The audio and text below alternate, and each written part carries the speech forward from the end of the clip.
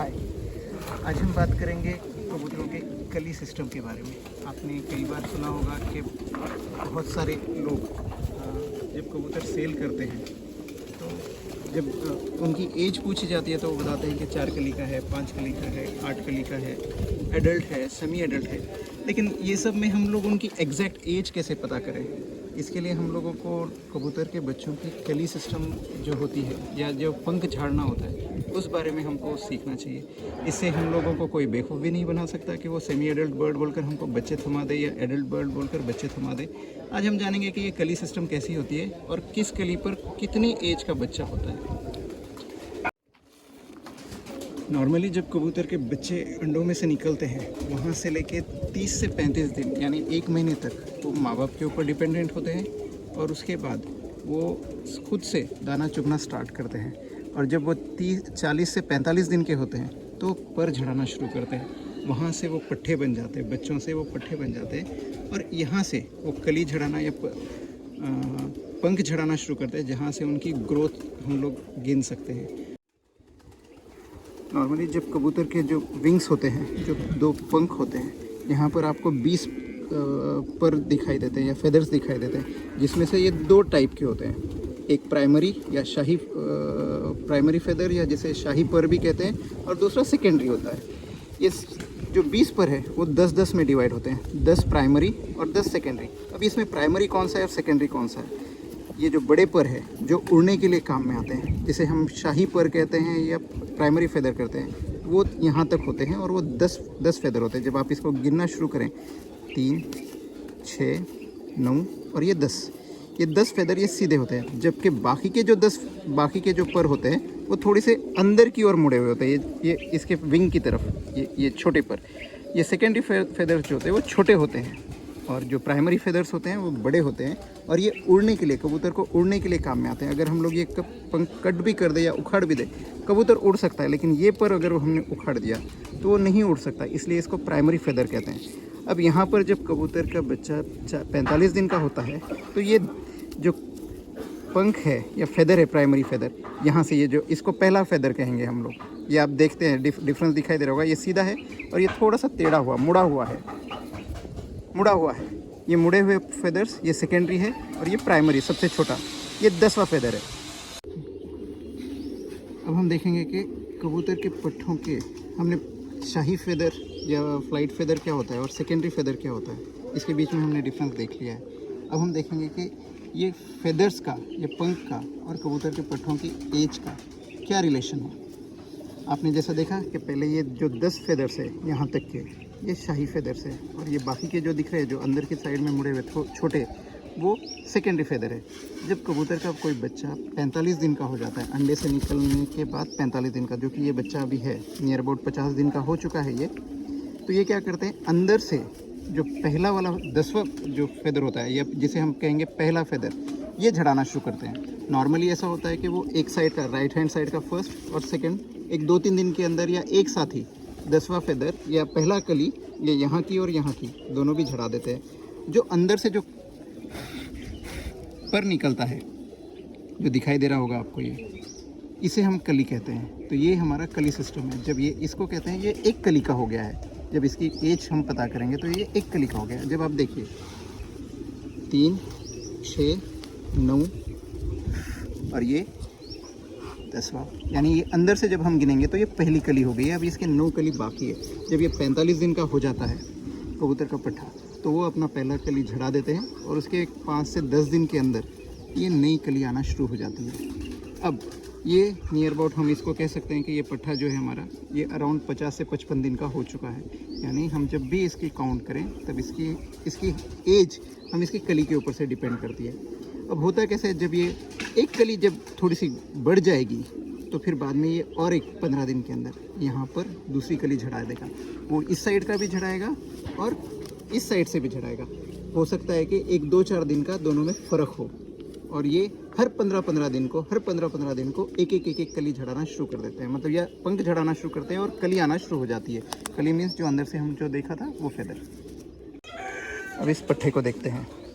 अब इसके जो है अंदर से यहाँ से 7 फेदर बचे हुए, यानी ये अब नियर अबाउट तीन पंख झड़ा चुका है। अब हम देखेंगे, ये पहला पंख आ चुका है फेदर, ये दूसरा फेदर निकल चुका है या दूसरी कली आ चुकी है, और तीसरी कली, क्योंकि इसने ये कल या परसों ही झड़ाया है, और ये 2-4 दिन के बाद यहाँ पर तीसरी कली आनी शुरू हो जाएगी।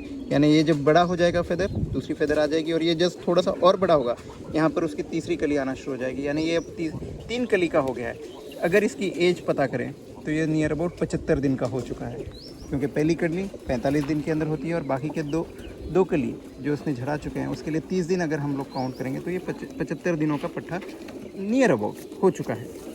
सेम इस साइड से भी ये पहली कली आ चुकी है, ये दूसरा कली निकल रही है, और तीसरा कली यहाँ पर उसने झड़ा चुका है, जो कि गैप दिखाई दे रहा होगा आपको ये दोनों के बीच में। और ये तीसरा पंख झड़ा चुका है, यहाँ से वो कली आएगी, और ये बाकी के इसके 7 फेदर्स बचे हुए हैं। अब इस पट्ठे को देखते हैं हम। इस पट्ठे को जब देखेंगे तो आपको यहाँ पर क्लियरली पता चल रहा होगा कि नए पंख और पुराने वाले इनमें डिफरेंस है। नए इनके कलर में, इनके चमक में आपको डिफरेंस दिखेगा। अभी यहाँ पर बचे हुए 4 है, यानी इसका मतलब इसने 6 कलियाँ झड़ा चुका है या 6 कली आ चुके हैं। 1 2 3 4 5 और ये 6ठी कली जो अंदर से आ रही है, यानी ये 6 कली का हो चुका है, और ये 2 महीने में एडल्ट हो जाएगा। तकरीबन इसकी एज 6 कली का, इसका मतलब ये 4 महीने का हो चुका है। सेम इस साइड से भी 4 फेदर्स बाकी है गिराने, और यहाँ पर एक 6ठी कली आ रही है, यानी ये 6 कली का हो चुका है। यहाँ पर हम एक चीज़ जानते हैं। अब ये जैसे आपको पता चल ही रहा है, ये नियर अबाउट 7 कली का हो चुका है, ये इसकी 7वीं कली आ रही है। ये जब थोड़ा सा बड़ा हो जाएगा तो शायद ये भी कली झाड़ देगा। अब यहाँ पर हम लोग कैसे पहचान सकते हैं कि पुराने वाले पर और नए वाले फेदर्स में कलर में डिफरेंस है। पट्ठों का जो कलर होता है, particularly yellow colour, done colour, वहाँ पर ये लाइट कलर में होते हैं, और जब ये मैच्योर होना शुरू होते हैं, यानी इनके जब अडल्ट फेदर आना शुरू होते हैं, तो वो डार्क कलर के आते हैं। यहाँ पर आप उनको क्लियरली डिफ्रेंशिएट कर सकते हो, क्योंकि अब इसके ये 3 फेदर झड़ाने बाकी हैं। 10 में से इसको माइनस कर दें तो हमको ये पता चल जाता है कि ये 7 कली पर आ चुका है। ओके, अब ये इस कबूतर को देखते हैं तो ये 8 कली का हो चुका है, और यहाँ पर उसकी 8वीं कली आ रही है, यानी ये नियर अबाउट 5 महीने का हो चुका है कम्प्लीटली। 5 महीने का हो चुका है। अब ये जस्ट 2 कलियाँ झड़ाने पर ये पूरे 6 महीने का हो जाएगा और अडल्ट हो जाएगा। जब ये अडल्ट होते रहते हैं, नियर 5वीं से 6ठी कली के आसपास, ये अपने गर्दन के आसपास के बाल भी झड़ाना शुरू कर देते हैं, क्योंकि आपको ये दिखाई दे रहा होगा नए फेदर्स आ रहे हैं पूरे, यहाँ तक के सर पे के बाल भी, ये पूरे नए फेदर्स आ रहे हैं इसके। तो ये गर्दन पे के और बाकी के बाल, नेक फेदर्स, हेड फेदर्स, ये झड़ाना शुरू कर देते हैं। और ये जब 10 कली पूरा कंप्लीट करते हैं तो यहाँ के भी बाल, नेक के और हेड पे के पूरे बाल नए आ जाते हैं। अब यहाँ पर एक कैच है, ये पूरे 10 कली झड़ाने के लिए या 10 कली आने के लिए नए 5 महीने लगते हैं, क्योंकि हर 15 दिन के अंदर कबूतर अपनी एक कली झड़ाता है, और 10 महीने। अब ये यहाँ पर ऐसा है कि 10 कली आने के लिए या 10 पर शाही या फ्लाइट फेदर को झड़ाने के लिए पूरे हर 15 दिन के हिसाब से ये 5 महीने लगते हैं। और एक महीना का होने के बाद, यानी 45 दिन के बाद, क्योंकि एक पहली कली आ जाती है इसकी, तो इसका मतलब है कि हमें पूरे 6 महीने के लिए, 6 महीने के अंदर ये कबूतर अडल्ट हो जाता है। लेकिन क्या ये सभी पट्ठों में ऐसे होता है?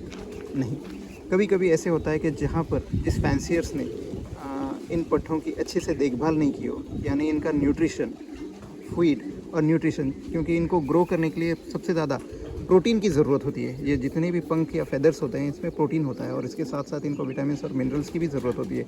अगर ये जब बड़े होते रहते हैं या कलियाँ झड़ाते रहते हैं, उस टाइम पर अगर फैंसियर ने अच्छे से फीडिंग नहीं किया है, तो क्या होता है कि ये कलियाँ झड़ाना स्लो कर देते हैं, यानी ये कलियाँ झड़ाते वक्त आगे पीछे हो जाते हैं, और वो टाइम जो 15 दिन का है वो कम ज़्यादा हो सकता है। दूसरी और एक कंडीशन है, जब कबूतर बीमार होते हैं, पट्ठे जब बीमार हो जाते हैं, तो उस टाइम पर भी ये अपनी कलियाँ झड़ाना रोक देते हैं, यानी जो 15 दिन में एक पंख इन्हें झड़ाना चाहिए था वो नहीं झड़ा पाते हैं। और ऐसे टाइम पर इनकी जो 6 महीने की जो एज है, जहाँ पर उनको सारे 10 के 10 नए कलियाँ आ जाने चाहिए या नए फेदर्स आ जाने चाहिए, वो डिले हो जाता है। तो यहाँ पर फैंसियर्स को 2 चीज़ों का ध्यान रखना रहेगा कि जब भी वो 10 कली की बात करते हैं, ये नॉर्मल पट्ठों के अंदर ये 5 से 6 महीने के बीच में ये कंप्लीट हो जाता है। लेकिन अगर न्यूट्रिशन अच्छा नहीं है और साथ ही साथ कबूतर का पट्ठा उसके 3 महीने या 4 महीने के टाइम पर अगर वो बीमार हो जाता है और बीमार सीवियरिटी है तो वो वहाँ पर कलियां झड़ाना रोक देते हैं। इससे में वो उनकी जो कलियां झड़ाकर जो 10वीं कली तक आने के लिए उनको शायद 1 महीना या 2 महीना ज़्यादा टाइम लग सकता है।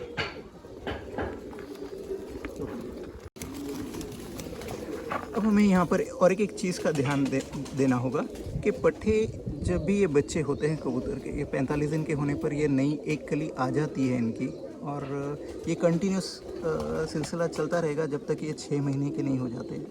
सिर्फ इसमें एक, जैसे आपको पहले ही बता चुका हूँ कि अगर फीड के अंदर डिफरेंस है या फिर बीमारी आ गई है तो ये शायद 10वीं कली झड़ाने के लिए 6 महीने की जगह 7वां महीना 8वां महीना भी ले सकते हैं। लेकिन ये कोई भी सीज़न में होगा, जब भी पट्ठे बड़े होते रहेंगे तब ये मॉल्टिंग करेंगे। इसे मॉल्टिंग भी कहते हैं या पंख झड़ाना भी कहते हैं। लेकिन इसमें और अडल्ट बर्ड में भी एक फ़र्क होता है। अडल्ट बर्ड साल में एक बार, पर्टिकुलरली वो ज़्यादातर जो कबूतर अडल्ट कबूतर होते हैं वो बारिश के दिनों में मॉल्टिंग पर आते हैं। मॉल्टिंग यानी पंख झड़ाना, सेम जैसे पट्ठों में होता है वैसे ये अडल्ट बर्ड्स में भी होता है। वहाँ पर भी ये कली झड़ाते हैं अंदर से ही। पहली कली अंदर वाली जो होती है वो झड़ाते हुए वो 10वीं कली एकदम बाहर तक आते हैं। लेकिन ये सिर्फ अडल्ट कबूतर साल में एक बार करते हैं, जबकि और वो बारिश के दिनों में या बहुत कुछ हद तक हमें नवंबर दिसंबर में भी कभी कभी ये देखने को मिलता है कुछ अडल्ट ब्रीडर पेयर्स में। जैसे कि ये पट्ठे कोई भी सीज़न, चाहे वो गर्मी में हो, बारिश में हो, सर्दियों में हो, जब भी वो बड़े होते रहेंगे वो अपने पंख झड़ाते रहेंगे। लेकिन अडल्ट जो बर्ड होता है वो बारिश में या फिर सर्दियों के अंदर, कुछ बहुत कम कबूतर होते हैं जो सर्दियों के अंदर पर झड़ाते हैं। 80 to 90% सारे कबूतर बारिश के दिनों में ही अपने पंख झड़ा देते हैं। और जब ये झड़ाते हैं तब आपको पट्ठों में और अडल्ट में कैसे डिफ्रेंशिएट, ये बताने का रीज़न सिर्फ यही है कि पट्ठों में और अडल्ट बर्ड में कैसे डिफरेंस किया जाए। क्योंकि अडल्ट बर्ड एक बार आने पर उनका पूरा कलर और साइज़ चेंज हो जाता है। पट्ठों के अंदर आपको कलर और उनका साइज़ सेम जो पट्ठों का होता है वही दिखाई देता है। एक बार जब वो एक माउल्ट कर जाते हैं तो अगले साल जब माउल्ट करते हैं तो आपको उनको आसानी से पहचान सकते हैं कि ये अडल्ट बर्ड है। और पट्ठों का जो शेप, साइज़ और उनके जो फेदर का जो शाइन होती है बहुत ही डल होती है। उस पे से आप उनको पहचान सकते हैं कि ये अडल्ट बर्ड माउल्टिंग कर रहा है या फिर ये पट्ठे माउल्ट कर रहा है। ठीक है फ्रेंड्स, आज आपको इस वीडियो में बहुत सारी जानकारी मिली होगी, ऐसी मैं उम्मीद करता हूँ। अब मिलते हैं नेक्स्ट वीडियो में। तब तक के लिए इस वीडियो को ज़रूर लाइक और शेयर करें, और अच्छा लगे तो चैनल को सब्सक्राइब भी करें। Thank you.